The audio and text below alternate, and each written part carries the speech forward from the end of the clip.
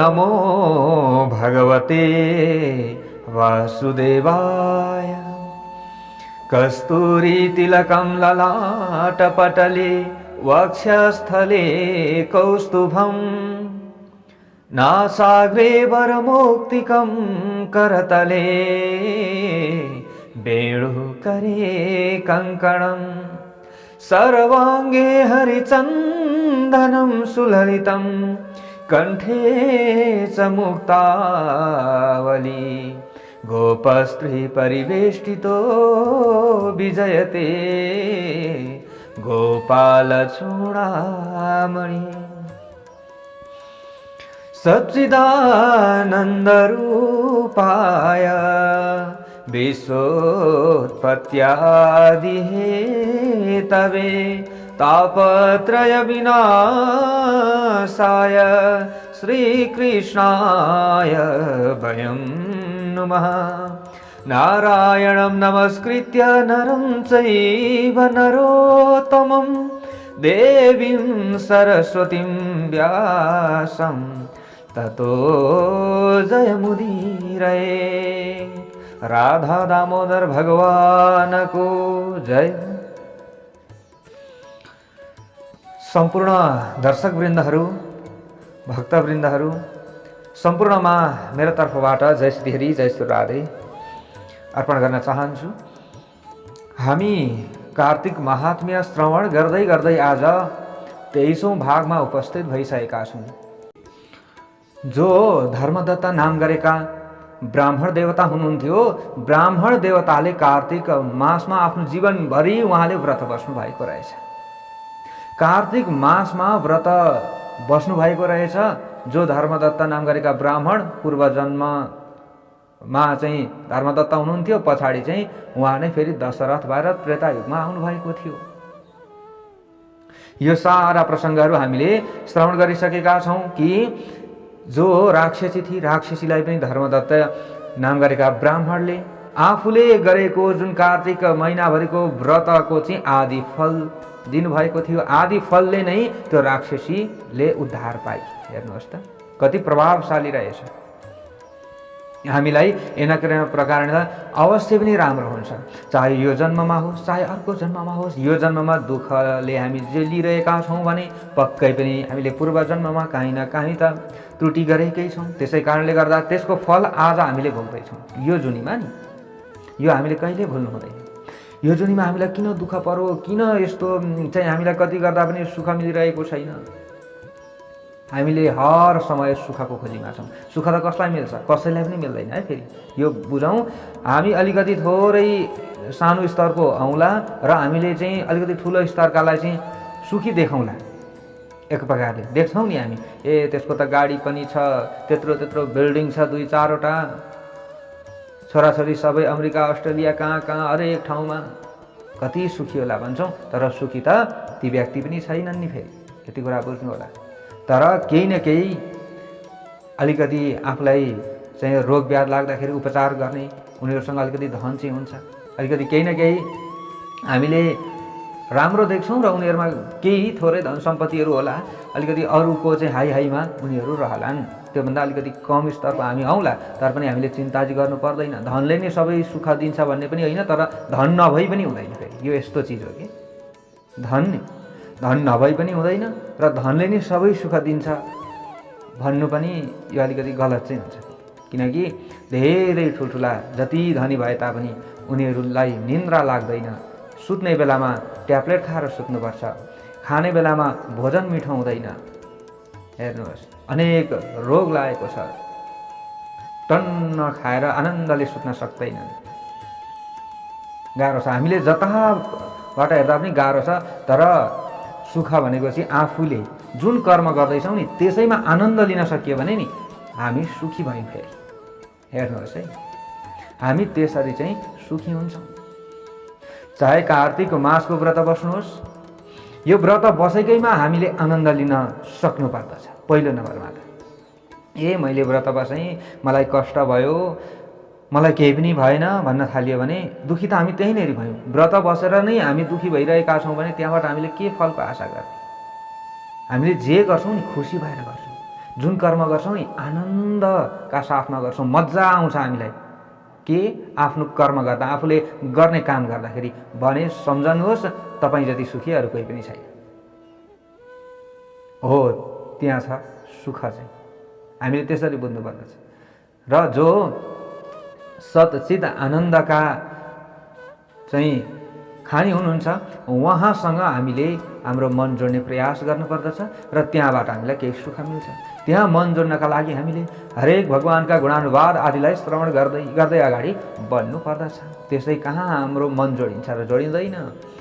मैले अस्ति पनि भनेको थिएँ नि, अहिले एकछिन त कार्तिक महात्म्य श्रवण गरौँ न हौ भनेर भिडियोमा क्लिक गरियो, क्लिक गरिसकेपछि एकछिन पछाडि सबै सुनेकै कुरा रहेछ भनिन्छ अथवा के भनिन्छ, भएन, आफूलाई मजा आएन कि मजा।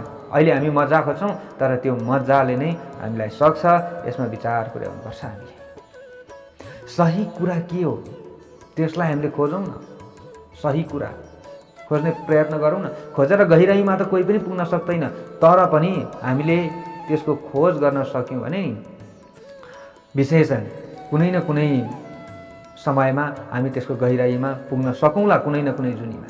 हामीले यसरी विचार पुर्याएर अगाडि बढौँ न, यो हो नि त हामीले अगाडि बढ्नुपर्ने कुरा। विशेष हामीले यसरी बुझ्नु पर्दछ। जो धर्मदत्त नाम गरेका ब्राह्मण हुनुहुन्थ्यो, हेर्नुहोस् त, उहाँले अरूको उद्धार गर्न सक्नुभयो। हामी पनि अरूको उद्धार गर्न सक्ने त्यो सामर्थ्यवान हुन्छौँ, तर हामीले मैले भनिहालेँ नि, पूर्व जन्ममा हामीले केही नराम्रो गरेका छौँ, यो जन्ममा झन् दुःखी भयौँ, यही जन्मलाई हामीले सुधार गर्न सकेनौँ, फेरि अर्को जन्ममा फेरि त्यही हो। गाह्रो छ कि मुक्तिको चाहना पनि हामीले राखिएन, मोक्षको चाहना पनि राखिएन। खालि पैसाका लागि हामीले केही उपाय गरियो भने पैसाका लागि, केही व्रत बसियो भने पनि धन सम्पत्ति आओस् भनेर व्रत बसियो, अथवा केही हामीलाई सुख मिलोस् भनेर व्रत बसियो। हामीले मोक्षको चाहना त कहिले पनि गरेनौँ। अनि फेरि अर्कोचोटि फेरि जन्मनु पर्यो, माताको गर्भमा आउनु पर्यो, अनि फेरि हामीले जीवनलाई सुधार गर्न सकिएन, फेरि डुबो गर्तमै डुब्यो। हेर्नुहोस् है, मैले भनिहालेँ विशेष हामीले खोज्नुपर्ने कुरा के हो त भन्दा हामीले चाहनुपर्ने मोक्ष हो। मोक्ष हामी चाहन्छौँ, स्वर्गभन्दा पनि मोक्ष नै हामीले चाहन्छौँ। हामीले त्यसरी अगाडि बढ्ने हो र फेरि यो मानव चोला लिएर हामी आउनु नपरोस्। यदि आउनु पर्यो भने पनि हामीले सत्कर्म गरेर अगाडि बढौँ, अर्कोचोटि फेरि त्यहाँबाटै हामी अगाडि बढ्न सकिन्छ। यसरी हाम्रो यो जीवन नि निक्लिँदै जान्छ र सुधार हुँदै जान्छ र अन्तिममा अरूको उद्धार गर्न सक्ने हामी अवश्य पनि हुन्छौँ, अवश्य हुन्छौँ। हो, हामीले यसरी विचार पुर्याउँदै अगाडि बढौँ। र कृत्याले चाहिँ सुन्दर शरीर धारण गरिसकेपछि त्यहाँ भगवान्का दूतहरू आउनुभएको थियो। भगवान्का दूतहरूले धर्मदत्तलाई सम्झाइराख्नु भएको छ, धर्मदत्त ब्राह्मणलाई। नारदजीले यही प्रसङ्ग पृथु महाराजजीलाई श्रवण गराउँदै हुनुहुन्छ। सोनकादि 88,000 ऋषिहरूले नैमिषारण्यमा चाहिँ सुतजीसँग जुन प्रश्न सोध्नु भएको थियो, प्रश्न सोधेको खण्डमा सुतजीले यही महात्म्य श्रवण गराइराख्नु भएको छ। हामीले पनि त्यही हजुर समक्षमा प्रस्तुत गर्दैछौँ। नारदजीले अगाडि गएर पृथु महाराजजीलाई भन्दै हुनुहुन्छ, इत्थं तद्वचनं श्रुत्वा धर्मदत्तः सविस्मयः प्रणम्य दण्डवत् भूमौ वाक्यमेतदुवाच।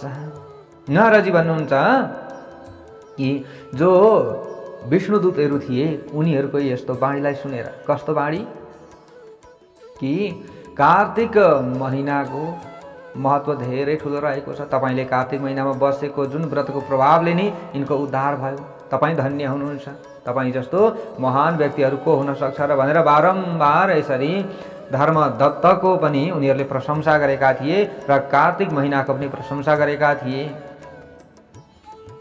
यस्ता कुराहरू सुनेर धर्मदत्तले विस्मित हुँदै साष्टाङ्ग प्रणाम गरेर भन्न थाले। धर्मदत्तले अगाडि गएर भन्छन्, आराधयन्ति सर्वेपि विष्णुं भक्तार्तिनाशनं यज्ञैर्दानैर्व्रतैस्तीर्थैस्तपोभिश्च यथाविधि। धर्मदत्त ब्राह्मण देवताले भन्दै हुनुहुन्छ, भक्तहरूको दुःखलाई आहरण गर्नेवाला भगवान विष्णुको यज्ञदान व्रत तीर्थ तथा तपस्या आदिले विधिवत आराधना सबैले गर्दछन्, मैले मात्रै होइन। हे विष्णु दूतहरू सबैले गर्दछन्। विष्णु भगवानलाई प्रसन्न गर्ने र उहाँको सामिप्य प्राप्त गराउनेवाला यी पूर्वोक्त मैले भनेका यज्ञ दान व्रत तीर्थ तपस्या आदिमध्ये कुन चाहिँ सर्वश्रेष्ठ व्रत रहेको छ, कुन चाहिँ सर्वश्रेष्ठ हो, जुन गर्नाले सबैको फल मिल्दछ, के गर्नाले चाहिँ यज्ञ दान व्रत तीर्थ आदि गरेको तपस्या आदि गरेको सबैको फल मिल्न सक्छ त? त्यो त हजुरहरूलाई थाहा छ पक्कै। हजुरहरू त भगवान श्रीहरि विष्णुको सानिध्यमा बस्नेवाला हुनुहुन्छ। भनिसकेपछि अगाडि गएर भगवानका दूतहरूले भन्न लागे, साधु पृष्ठम त्वया विप्र शृणुस्वैकाग्रमानसः सेतिहासं पुरावृत्तं कथ्यमानं मया नघ। गणहरूले भन्दछन्, हे द्विजवर, तपाईले एकदमै राम्रो प्रश्न सोध्नु भएको छ। हामी इतिहास सहित एउटा प्राचीन वृत्तान्त तपाईलाई सुनाउँदैछौँ, सावधान भएर श्रवण गर्नुहोस्। तपाईले सोधेको प्रश्नको उत्तर हामीले सुनाएको जुन प्राचीन इतिहास रहेको छ, यो इतिहासबाट प्राप्त गर्न सक्नुहुन्छ र तपाईको कल्याण पनि हुन्छ। यो प्रसङ्ग श्रवण गर्नेवाला व्यक्तिको सारा पाप राशिहरू धुमिल भएर जान्छन् र उनीहरूको सम्पूर्ण पापहरू नष्ट भइसकेपछि उनीहरू निर्मल बन्दछन्।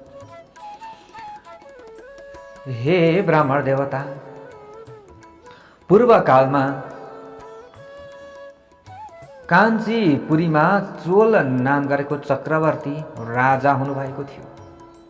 चक्रवर्ती राजा फेरि जसको नामले गर्दा ती देशहरूको नाम नै चोल पर्न गयो। काञ्चीपुरी भन्ने जुन नगर थियो, एउटा ठाउँ थियो, त्यो ठाउँमा, त्यो देशमा, जसको राज्यमा सांसारिक कुनै प्राणीहरू दरिद्र र दुखी हुनु पर्दैन थियो र पापी पनि उनीहरू कहिले पनि भएनन्। जहिले पनि जे कर्म गर्थे आनन्दले गर्थे, सबैलाई सहयोग गरेर अगाडि बढ्थे र भगवानको आराधनामा तल्लीन हुन्थे। त्यसो भइसकेपछि त्यहाँ संस्कार थियो एक प्रकारको, त्यहाँ नियम थियो, सबै नियममा बाँधिन्थे, धर्ममा रहन्थे र कोही पनि रोगी हुनु परेन। हेर्नुहोस्, हामी पनि धर्ममा रह्यौँ, हाम्रो जुन संस्कार छ यो संस्कारमा रह्यो भने विभिन्न अहिले आएको छ नि विभिन्न रोगहरू, यी रोगहरू के हामी असंस्कारी भएरै त हो नि। खानेकुरा पनि खाएको छ, नखाने कुरा पनि खाएको छ, गर्ने कुरा पनि गरेको छ, नगर्ने कुरा पनि गरेको छ। अनि जब पापको घडा भरिन्छ नि, भरिसकेपछि त्यस पछाडि त त्यो घडा भरिसकेपछि त छचल्किन्छ जसरी पनि कि घडा फुट्छ। हो, त्यो छचल्कावटमा हामी परेका छौँ। त्यो घडा फुटेपछि यो सारा पृथ्वीमा भएका प्राणीहरूले चाहिँ अधिकाधिक पाप गरिसकेपछि नि धरती माता पनि काम्न थाल्नुहुन्छ अरे क्या, उहाँ पनि डराउनुहुन्छ अरे। जब डराउनुहुन्छ त विभिन्न उत्पातहरू हुन थाल्दछ। हेर्नुहोस्, त्यसैले हामी संस्कारी बन्न सक्नुपर्दछ। विशेष हामीले सम्पूर्ण गर्ने व्यवहारदेखि लिएर आहार विहार आदि सबैलाई बिस्तारै बिस्तारै सुधार गर्दै गइयो भने हामीलाई राम्रो पनि हुन्छ। तर सबै शुद्ध बुद्ध मुक्त भएर पनि संसार कहाँ चल्छ र? चल्दैन नि। कोही न कोही फेरि त्यसमा पनि कोही अब चोर होलान्, कोही ढकैती होलान्, कसैले चाहिँ अरूको नराम्रो चिताउने होलान्, कसैले चाहिँ राम्रो चिताउने होलान्। तर राम्रो चिताउने भन्दा नराम्रो चिताउनेको सङ्ख्या, धर्मी भन्दा पापीको सङ्ख्या बढिसकेपछि यो उत्पात हुन्छ। तर पापीको सङ्ख्या कम छ, धर्मीको सङ्ख्या ज्यादा छ भने यो उत्पात कमी हुन्छ। यो चाहिँ हो, अवश्य पनि हामीले यसरी नै बुझ्ने हो। हेर्नुहोस्, जो चोल नाम गरेका राजा थिए, कोही पनि उनको नगरमा दुखी हुनै पर्दैन थियो, रोगी हुनै पर्दैन थियो। उसका धेरै पुण्यहरू रहेका थिए। यज्ञ गर्नुको प्रभावले गर्दा जुन प्रभाव थियो, उसको धेरै यज्ञ गर्नुको जुन प्रभाव रहेको थियो, धेरै यज्ञ गर्थे। त्यसले गर्दा ताम्रपर्णी नदीका दुवै तट स्वर्ण यज्ञ स्तम्भहरूले सुशोभित कुबेरको चित्र रथ नामक उद्यापनको समान देखिन्थ्यो अरे। र हे द्विज, कुनै समयमा ती राजा अत्यन्त चाहिँ भक्त भगवान श्रीहरि विष्णुका त थिए, तर उनमा अलिकति केही अहमता थियो, अभिमान थियो। उनले एक दिन भगवान श्रीहरि विष्णुको सानिध्यतामा गएछन्। जहाँ भगवान श्रीहरि विष्णुको चाहिँ मन्दिर थियो त्यहाँ शयन गराइएको थियो भगवान विष्णुजीलाई। त्यहाँ गएछन् र भगवानको शेष शय्यामा योग निन्द्रावश शयन गर्नुभएको जो भगवान हुनुहुन्थ्यो मूर्ति स्वरूप, त्यहाँ राजाले मणि मोती द्रव्य आदिले विभिन्न सुगन्धित फुलहरूले विधि विधानपूर्वक पूजन गरेछन्। तर पूजन गरेर पनि हामीलाई घमण्ड आयो, हामीलाई चाहिँ अरूले गरेको कार्यप्रति चाहिँ रिस बढेर गयो, ईर्ष्या बढेर गयो भने त्यो राम्रो हुन्छ कि हुँदैन हामी सुन्दैनौँ अगाडि। त्यस पछाडि ती राजाले यसरी पूजा गर्थे अरे र पूजा गरिसकेपछि भूमिमा उनले साष्टाङ्ग प्रणाम गरे। पूजा गरिसकेर साष्टाङ्ग प्रणाम गरे र त्यहीँ बस्न लागे। त्यसै समयमा जो चोल नाम गरेका राजाले भगवान श्रीहरि विष्णुको पूजा गरेका थिए मणिमाणिक्य आदिले, त्यही नगरमा बस्ने एकजना ब्राह्मणजीलाई आउँदै गरेको ती राजाले देखे। र आउँदै गरेको मात्रै देखेनन्, जो ब्राह्मणजी हुनुहुन्थ्यो ब्राह्मणजी आएर भगवानलाई, अब उहाँसँग त मणिमाणिक्य थिएन, ब्राह्मणसँग त गरिब थिए, उहाँले चाहिँ तुलसीको दल ल्याउनु भएको रहेछ, तुलसीको जल ल्याउनु भएको रहेछ र त्यसैले चाहिँ भगवान श्रीहरि विष्णुको पूजन गर्न लागेछन्।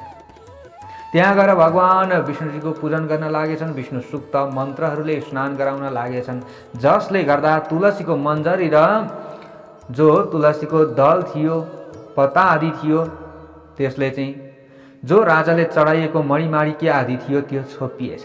हेर्नुहोस् है, छोपिएछ। अब छोपिसकेपछि यसो राजाले हेरे सबै छोपिदिएका छन्, मैले पूजा गरेको त देखिनु पर्यो नि, अरूले पनि सबैले देख्नु पर्यो नि मैले के चढाएको छु भन्ने उनलाई अहम भावना थियो। हेर्नुहोस् है, एक प्रकारको भक्ति त हो, त्यसमा अहमता ज्यादा थियो, अहङ्कार ज्यादा थियो। जो चोल नाम गरेका राजा थिए, यो राजा अत्यन्त क्रोधित बनेछन् र क्रोधित भएर अब विष्णुदास नाम गरेका ब्राह्मणलाई भन्न लागेछन्।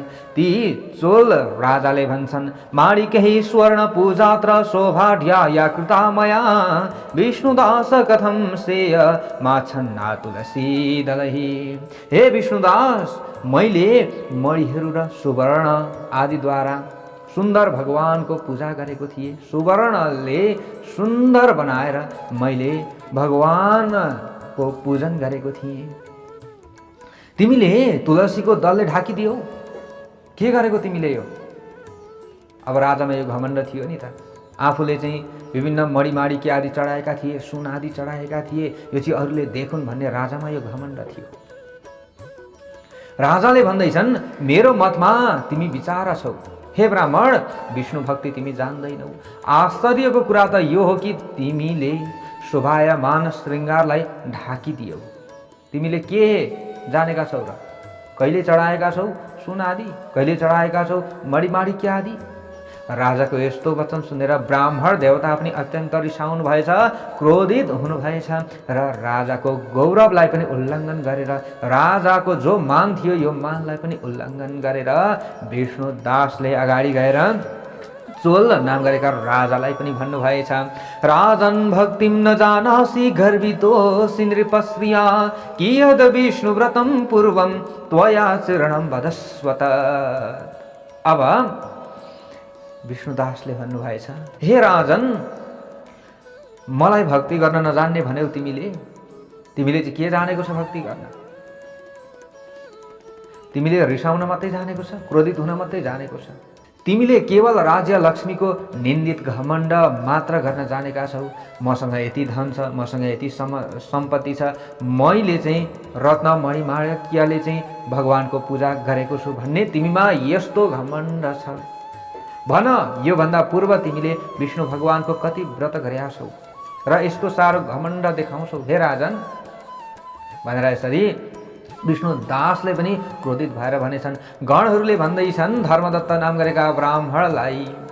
ब्राह्मणको यस्तो वाक्य सुनेर राजा पनि हाँस्दै अत्यन्त घमण्डपूर्वक विष्णुदासलाई फेरि भन्न लागेछन्, हेर्नुहोस्, घमण्ड हामीले कहिले पनि देखाउनु हुँदैन, हामी कहिले पनि अहङ्कारी बन्नु हुँदैन। यदि भगवानको भक्तिमा लागेर हामीले घमण्ड देखाउँछौँ, हामीमा अभिमान आउँछ भने भगवानले हाम्रो घमण्डलाई छिटै हर्दिनुहुन्छ अरे, हाम्रो अभिमानलाई छिटै हर्दिनुहुन्छ अरे। भगवानले आफ्ना भक्तको दुईटा कुरालाई सहन सक्नुहुन्न, भक्तमाथि कसैले अन्याय गरेको र भक्तले आफैले अहङ्कार गरेको, अभिमान गरेको, यो कहिल्यै पनि सहन सक्नुहुन्न। यसबारेमा निकै राम्रा राम्रा प्रसङ्गहरू छन्। आज अलिकति भिडियो लामो हुन्छ, अर्को कुनै भागमा हजुरहरू समक्षमा म प्रस्तुत गर्नेछु। भ्याइएछ भने, सम्झिएछ भने। हेर्नुहोस्, हामीले त्यसैले कहिले घमण्ड गर्नु हुँदैन। अब यहाँ के हुन्छ त हेर्दै जाउँ। अब राजाले फेरि रिसले चुरमुर्दै भन्न लागेछन्, हे विप्र, विष्णु भगवानको भक्तिको अभिमानले यदि तिमी यस्तो कुरा गर्दैछौ भने तिमी जस्ता दिन दरिद्रको भक्ति नै कति हुन्छ र? तिमी जस्तो दिन दुखी दरिद्रको भक्ति के हुन सक्छ? मैले त भगवानका लागि विभिन्न महँगा महँगा रत्नहरू चढाएको छु, किनभने तिमीले विष्णु भगवानको प्रसन्नताका लागि कहिले यज्ञ गरेका छौ? कहिले यस्तो रत्न चढाएका छौ? कहिले यस्तो दान गरेका छौ? हे विप्र, न त कहिले विष्णु भगवानको मन्दिर नै तिमीले बनाएका छौ, कहिले पनि बनाएका छैनौ। के यस्तो प्रकारको भक्तिमा तिमी गर्व गर्दैछौ? राजाले भन्दैछन्। अब त्यहाँ वरिपरि अरू पनि ब्राह्मणहरू रहेछन्। ए ब्राह्मण हो, सबैले सुन, यहाँ जति पनि उपस्थित भएका छौ सबैले सुन। अब म माथि भगवान प्रसन्न भन्नुहुन्छ कि यी ब्राह्मण माथि भगवान प्रसन्न भन्नुहुन्छ? हेर्दै जाऊ सबैले, कसको भक्ति ठुलो रहेछ सबैले जान्नेछौ। तपाईहरू यहाँ जति पनि हुनुहुन्छ तपाईहरू सबै साक्षी हुनुहुन्छ। अब भनेर यसरी राजाले आफूले अहङ्कार गर्न लागेछन्, घमण्ड गर्न लागेछन्। गणहरूले अगाडि गएर धर्मदत्त नाम गरेका जो ब्राह्मण हुनुहुन्थ्यो ब्राह्मणलाई भन्दै हुनुहुन्छ, यस्तो भनेर ती चोल नाम गरेका राजा आफ्नो महलमा गए अरे। त्यस पछाडि आफ्नो महलमा गएर मुद्गललाई आचार्य बनाए अरे। अब मुद्गल ऋषिलाई र वैष्णव यज्ञ गर्न प्रारम्भ गरे भगवानलाई प्रसन्न बनाउनका लागि। अब ठुला ठुला यज्ञहरू उनले गर्न लागे। जुन यज्ञमा अनेकौं ऋषिहरूलाई बोलाइयो, त्यहाँ बहुत अन्न र दक्षिणा पनि बाँडियो। जसरी पहिले गया क्षेत्रमा ब्रह्माजीद्वारा समृद्धशाली यज्ञ आदि गरिन्थ्यो, त्यस्तै यज्ञ यी चोल नाम गरेका राजाले गर्न थालेछन्। हेर्नुहोस् है, अब यज्ञ गर्दैछन् अब राजाले। उता विष्णुदास पनि पूर्वोक्त मन्दिरमा नै व्रत गर्दैछन्। पूर्वोक्त जुन मन्दिरमा गएर उनले भगवानलाई तुलसी जलले नुहाएका थिए, तुलसी जल अर्पण गरेका थिए, मन्जरी अर्पण गरेका थिए, तुलसीको पत्ता अर्पण गरेका थिए, विष्णु सुक्त आदि पढ्थे। त्यसै गरी उनले चाहिँ त्यो कार्यलाई निरन्तरता दिए। भगवानको प्रसन्नताका लागि सदैव यथोक्त नियमहरूलाई पालना गर्न लागे। विष्णुदास नाम गरेका जो ब्राह्मण थिए, यी ब्राह्मणले चाहिँ अनि जब माघ आउँथ्यो, माघमा पनि नियमपूर्वक व्रत बस्दथे अरे यी ब्राह्मणले। माघोर जयोर व्रतम सम्यक तुलसी वन पालनम एकादश्याम हरेर जाप्यम द्वादशाक्षर विद्यया। माघ तथा कार्तिक मासको व्रत जहिले यी ब्राह्मणले गर्न लागे। अब राजाले सबैलाई वरिपरि राखेर भनेका छन् नि त, को माथि भगवान प्रसन्न हुनुहुँदो रहेछ सबैले विचार गर। अब यी ब्राह्मण देवताले, यी ब्राह्मणले गरेको भक्ति सही छ कि मैले गरेको भक्ति सही छ त भनेर यसरी घमण्ड देखाएका थिए। अब यी बिचारा ब्राह्मण आफूसँग केही थिएन। आफूले त तुलसीको बगैँचा लगाएका थिए, तुलसीको वनको रक्षा गर्न लागे। त्यही जहाँ भगवान विष्णुका मन्दिरका अगाडि उनले तुलसी पनि रोप्न लागे, जहाँ भगवानको मन्दिर थियो। अरू एकादशी तिथिमा पनि भगवान विष्णुजीको पूजन गर्न लागे, एकादशीको व्रत पनि यिनले लिन लागे। उता अब राजा चाहिँ ठुला ठुला यज्ञ गरिरहेका छन्। आफूसँग त जति पनि धन छ, धन बाँडिरहेका छन्, अरूलाई दिइरहेका छन् सबैलाई। भनेसम्मका केही महात्म्य प्रसङ्ग आज हजुर समक्षमा हामीले प्रस्तुत गऱ्यौँ। छोटो हजुरका समक्षमा हामीले प्रस्तुति ल्याउने गरेका छौँ। धेरै लामो भयो भने हजुरहरूलाई पनि अल्छी लाग्छ। सबैको घरमा माता लक्ष्मीजीको कृपा रहोस्, कृपा बर्सियोस् र सबैको समय शुभ रहोस् भन्दै मलाई बिदा दिनुहोस्। म बिदा हुन चाहन्छु।